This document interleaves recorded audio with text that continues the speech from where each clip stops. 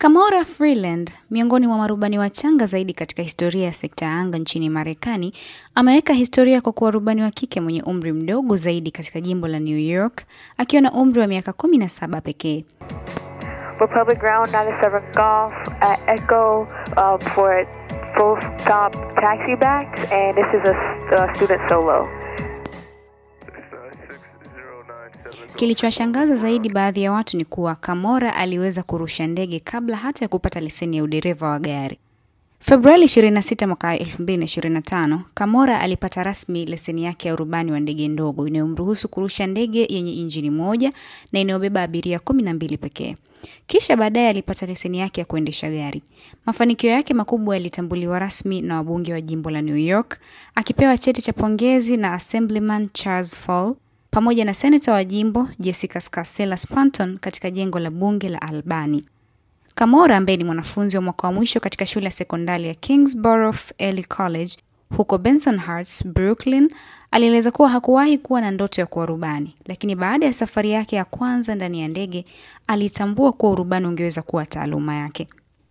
Safari yake kuelekea angani ilianza mwaka 2019 baada ya mama yake Lakema kugundua mpango wa United Youth Aviators UYA ulianzishwa na maafisa wa NYDP Milton Davis na Clet Titus.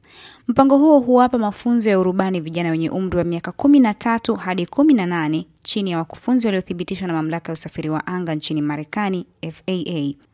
Ingawa Kamora hakuwa na shauku kubwa ya kurusha ndege, mama yake aliamini kuwa binti yake anaweza kufanikiwa katika fani hiyo, na hivyo akamwandikisha kimya kimya. Baada ya kuwekwa kwenye orodha ya kusubiri, Lakema aliendelea kufuatilia kila baada ya miezi mitatu hadi Kamora alipokubaliwa mwaka 2021 akiwa na umri wa miaka 15 pekee. Baada ya mafunzo makali ya miezi 18 katika uwanja wa ndege wa Republic Long Island, Kamora alijifunza misingi ya urubani, mechanics za ndege na hali ya hewa. Wakufunzi wake walieleza kuwa alikuwa na uwezo wa kujifunza kutokana na makosa na kuyarekebisha haraka akiwa angani. Ripoti za taasisi ya Pilot Institute zinaonyesha kuwa kuna 4% ya marubani waliothibitishwa kuwa na umri kati ya miaka 16 na 19, huku sekta ya urubani bado ikiwa na upungufu mkubwa wa marubani wanawake, ambapo ni 5% pekee ndio wanaofikia daraja la marubani wanaorusha ndege kubwa, huku idadi ya wanawake wenye asili ya ngozi nyeusi ikiwa ni kwa 1% pekee. Licha ya changamoto hizi, Kamora ameendelea kuthibitisha uwezo wake na hivi karibuni alikamilisha safari ya pekee yake ya masaa 2 ikijumuisha kuruka na kutua katika viwanja 3 tofauti vya ndege. Safari yake haijaishia hapa. Msimu wa masomo ujao atajiunga na chuo cha Spelman jijini Atlanta kwa ufadhili wa masomo wa rais, ambapo atasomea uchumi.